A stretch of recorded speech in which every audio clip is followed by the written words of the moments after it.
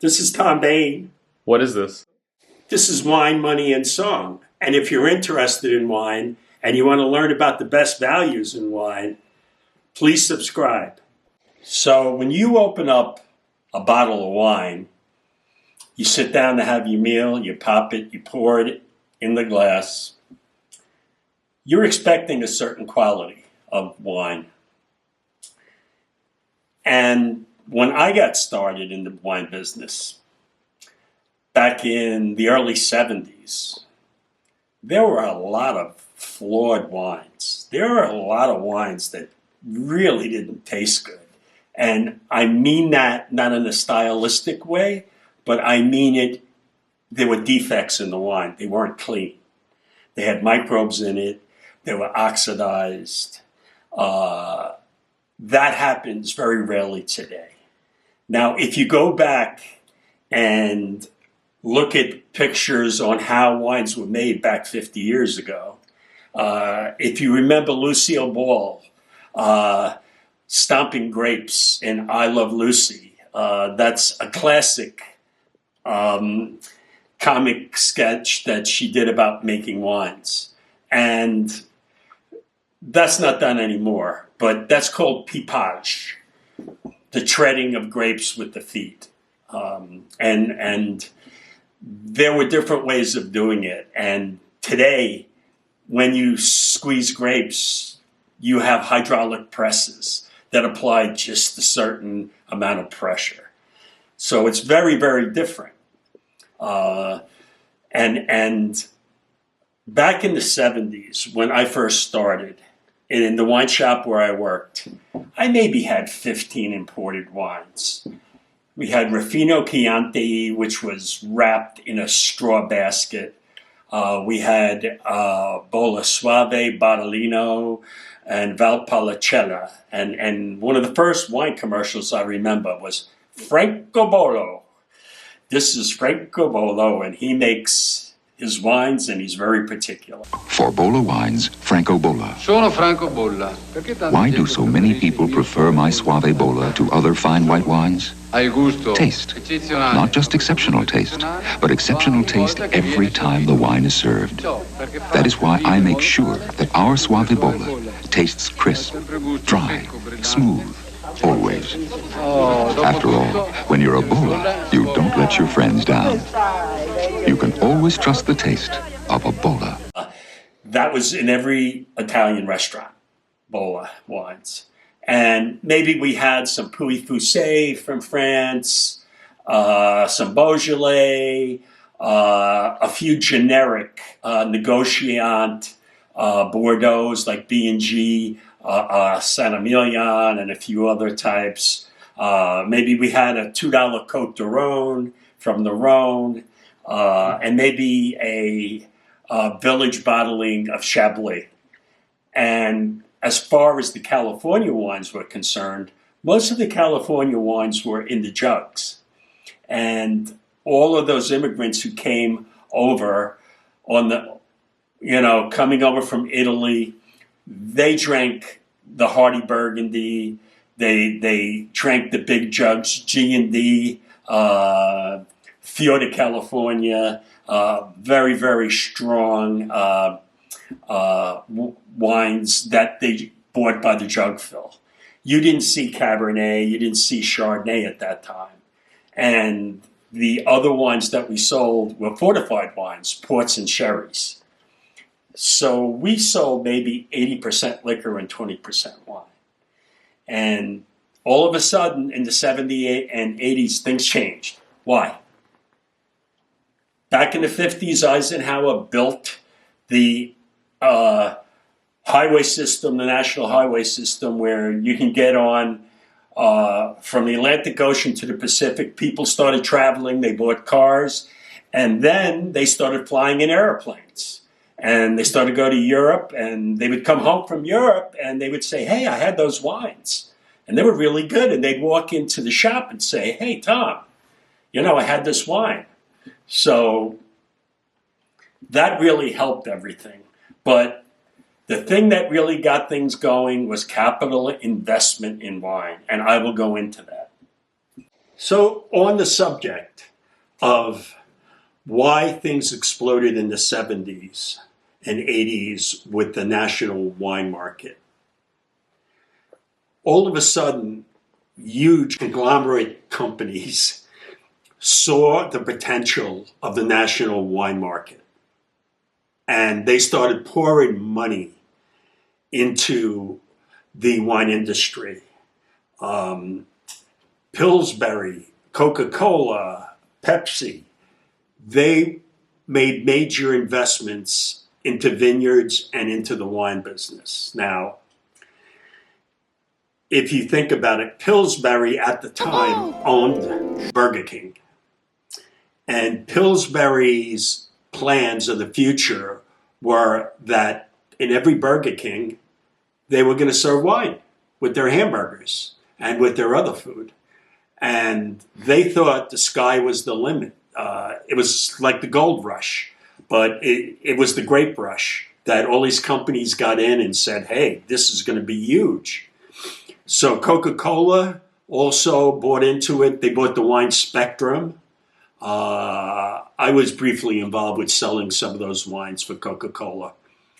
Sterling Vineyards, Monterey Vineyards, Taylor California Cellars, and Great Western, other ones. And Pepsi-Cola was involved with Michel Henry Imports. And when I was in retail, I would buy wines from Michel Henry from Bordeaux, and they had a good Bordeaux selection. So they poured money in, and what did that facilitate? Well, all of a sudden, winemaking schools, oenology schools opened up, and you're going to see scrolling down all of the wine schools, I call them, where you learn how to make wines all over the world popped up. And they were all over the place.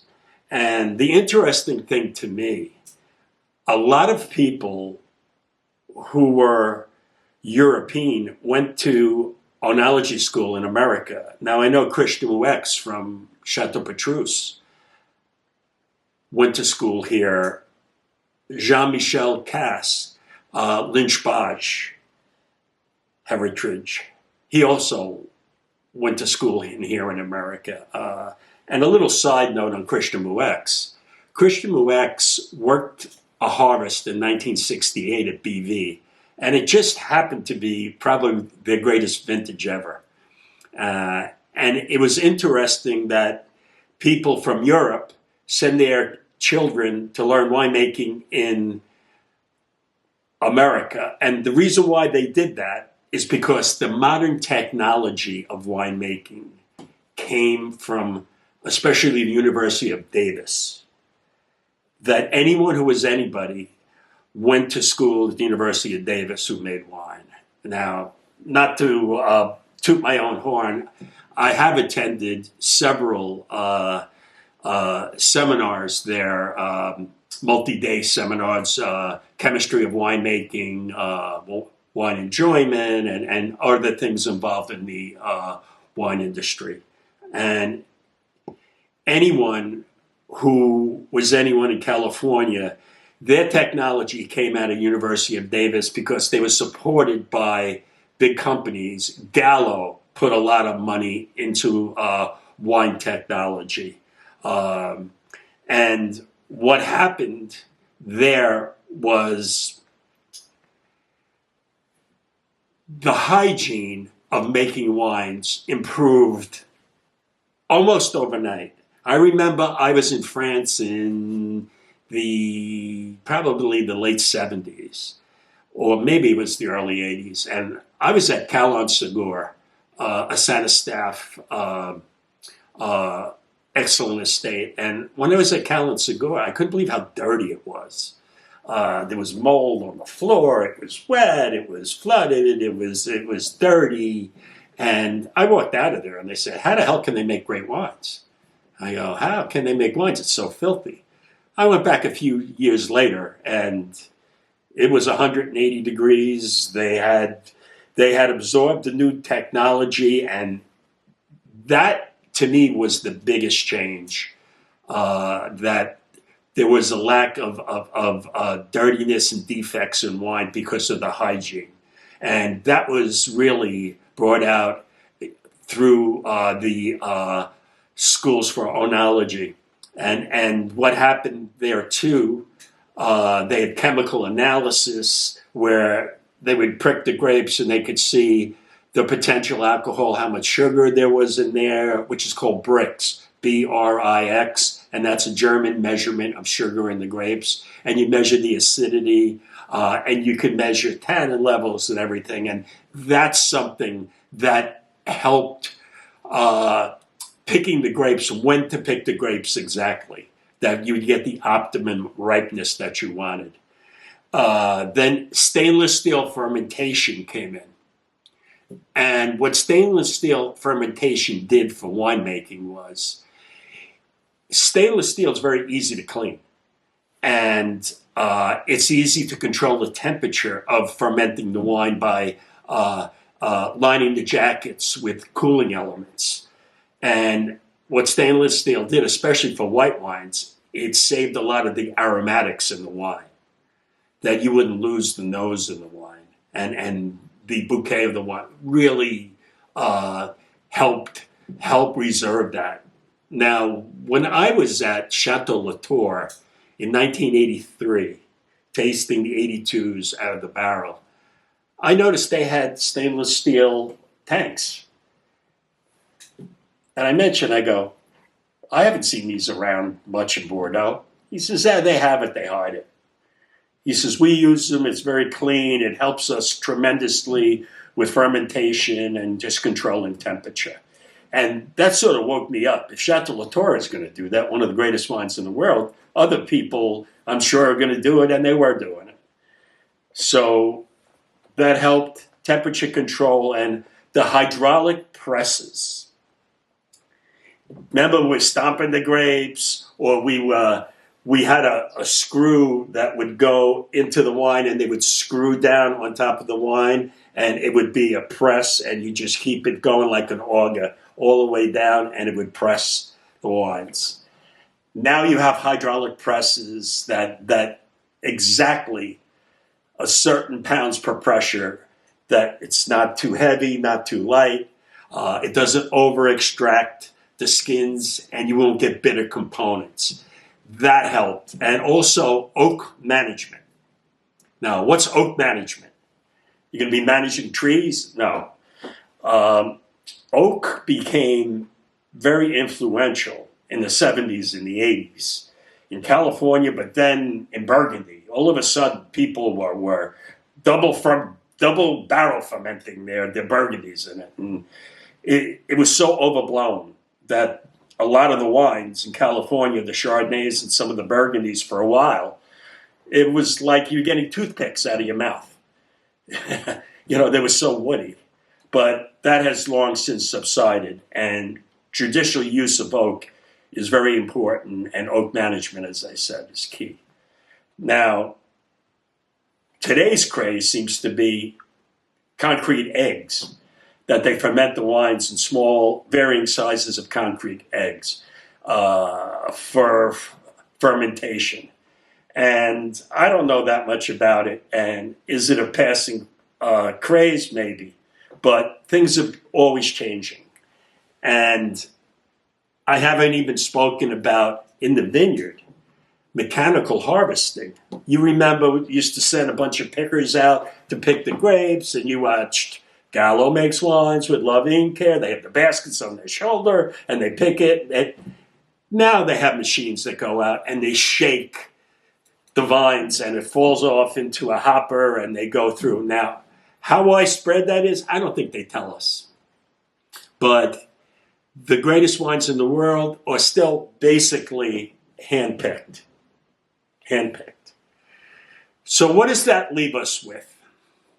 And that's part of the reason why wines are better today, as far as no defects, because technology and having the money and the capital, you can't risk lower quality. There's a lot of money there, and they're going to protect their investment.